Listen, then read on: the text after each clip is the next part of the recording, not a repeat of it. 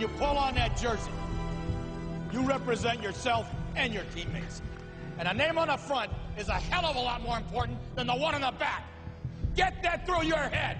And here we go.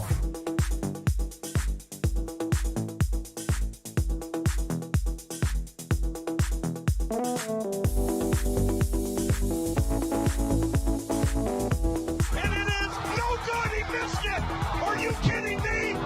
The season can't end like that.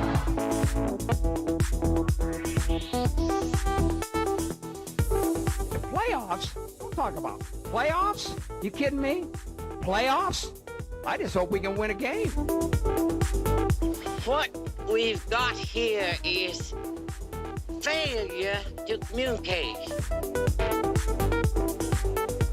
We all go a little mad sometimes.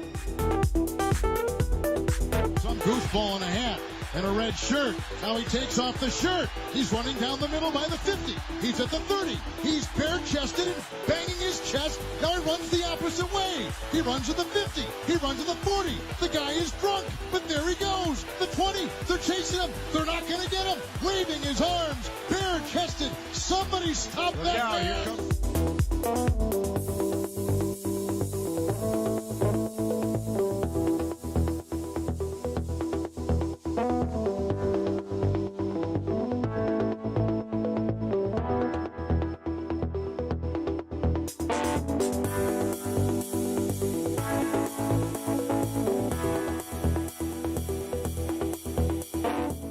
Welcome to another edition of the program, otherwise known as NETMA. I'm your host, Tyler Falk. Glad to be back after a long weekend. Dad's doing well, and it was good to be home and see him and wish him a happy retirement. And thank you for all the kind wishes last week as I took some extended leave of the program and, well, missed the SFL championship game. Congratulations to Albuquerque and everybody associated with the club. Really fantastic ball game. Got to catch a couple of glimpses of it Friday night. And then, of course, the weekend, and there's the draft. So all those championship players, they get all shuffled and dealed. Some playing on the same team as once their enemy, and others playing with their teammates in new locations, new uniforms, new jerseys. So lots to look forward to for season 19. So let's go ahead and start to break down what I thought of the draft, of the season 19 SFL rookie draft. And when we talk about drafts, we talk about a lot of different things, power rankings, or just looking at people in general. We talk about winners and losers. We talk about what kind of season they've had, what kind of draft they had. And so let's talk about Motor City. I said last week, if they didn't draft a quarterback, they're probably throwing the season. Well, they drafted another tight end, a converted fullback via the way of Miata from Ottawa with their first pick, or excuse me, second pick, I believe. Motor City. Round 1, pick 26.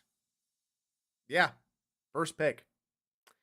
And so we'll get to that. We'll get that here in just a moment. Don't mind that for now. That's something that's coming down the pipe.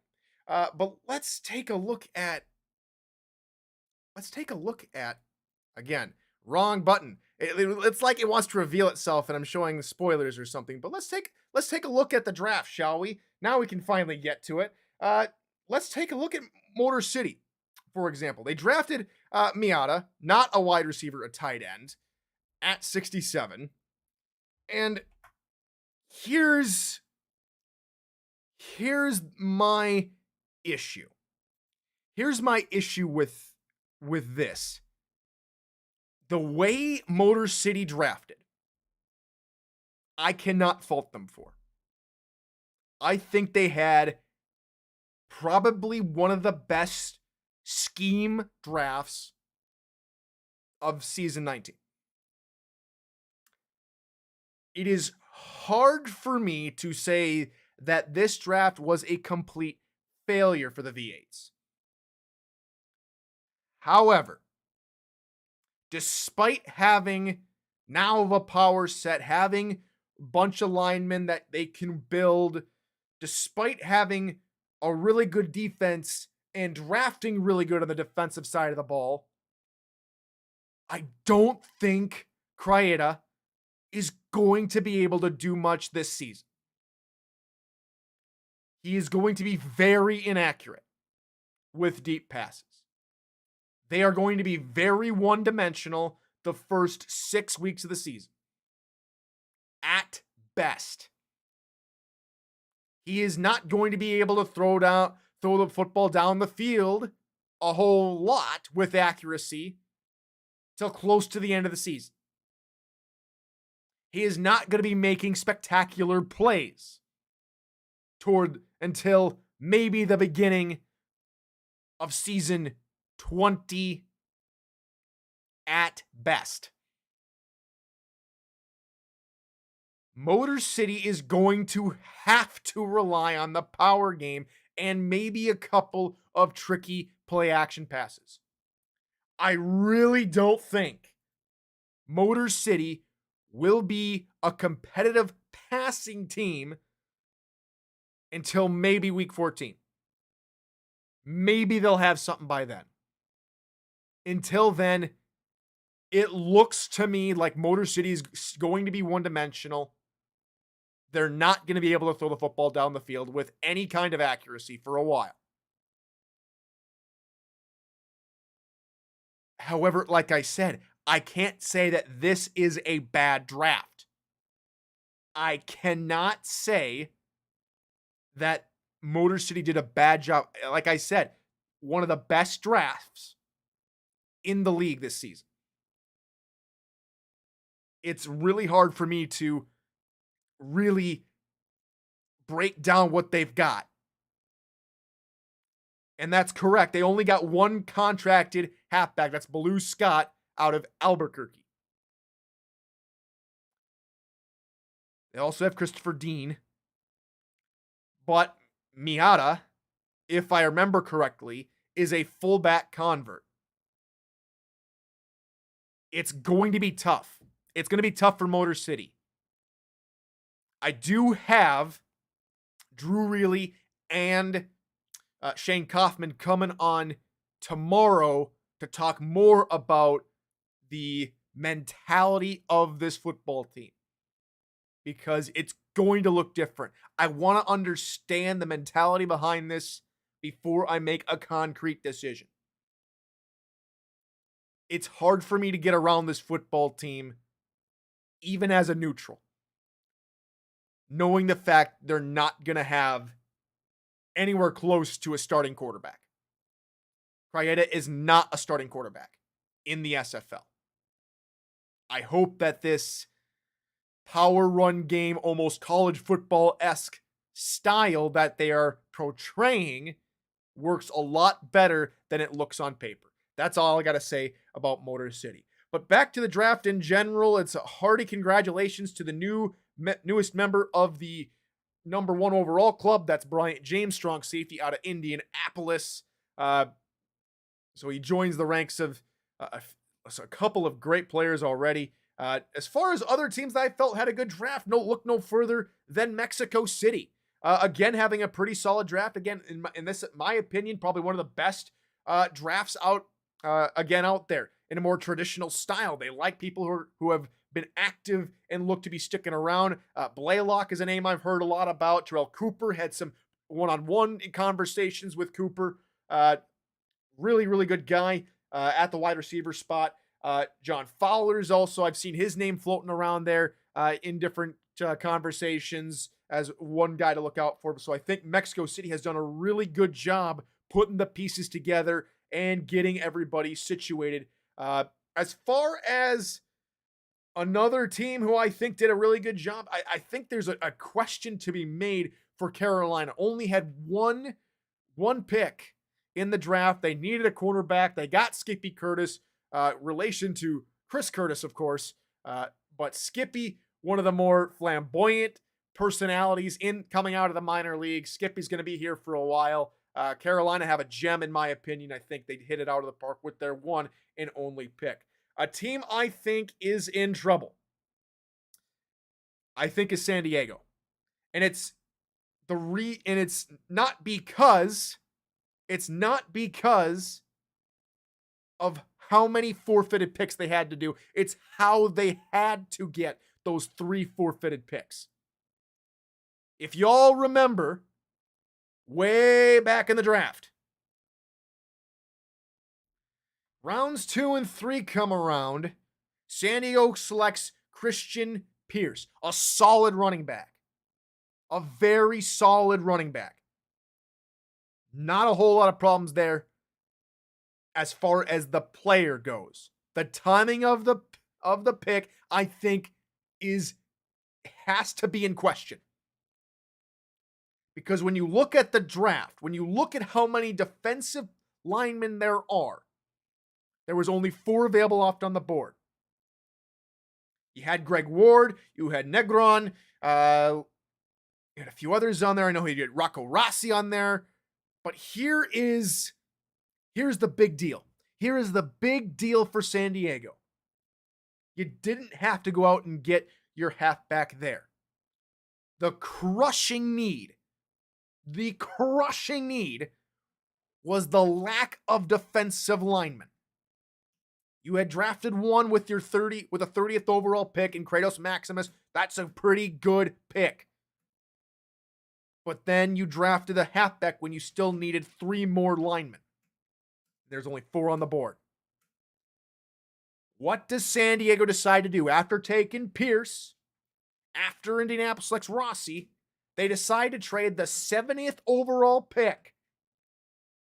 They give the pick to Indianapolis. San Diego jumps back all the way to the tail end of the draft, hoping and gambling that by the time the 82nd pick comes around, maybe they'll have one left standing.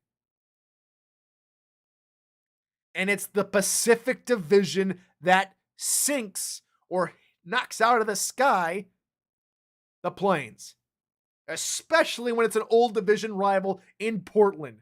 The boats sink the Plains one final time as one last kick out the door from the Pacific Division when they select Louis Negron. And so just like that, San Diego was forced to forfeit their final 3 picks, the most out of any team that had to do it in the entire draft, due to a gamble that didn't pay off.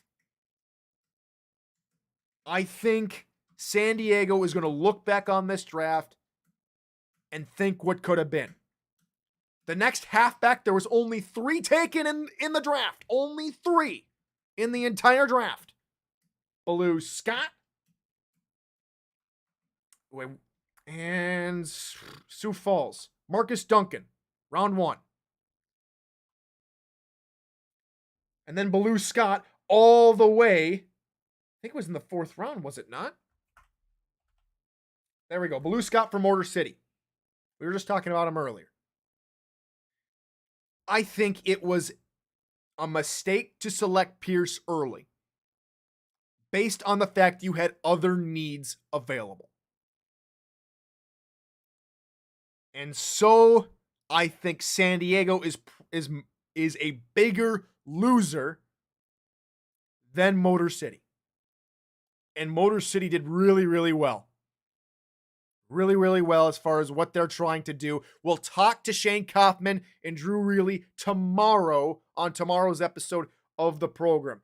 I think everyone else did a pretty good job. I'm going to speak for Louisiana a little bit. We got our number 1 target in Neil Rivers, and we got the best valued wide receiver in Rego De Niro. We were surprised that he fell to us. Really happy to have him in the Revolution. I think Indianapolis had a fine time. They do have a fullback spot up for grabs that they did not pick up on the draft. But as far as everything else goes, it's now just a time to figure out, when are all these rookies going to sign? Because there's a couple of teams that are still waiting on people to sign. You got Denver waiting on one. You've got Fort Worth, Houston, Jacksonville, Las Vegas still waiting on one person. You've got Mexico and Portland waiting on one. You've got San Diego waiting on 6. And then you've got Sparrows waiting on 2, Desperados on 1, Indianapolis, Minnesota waiting on 1, and Seattle waiting on 4.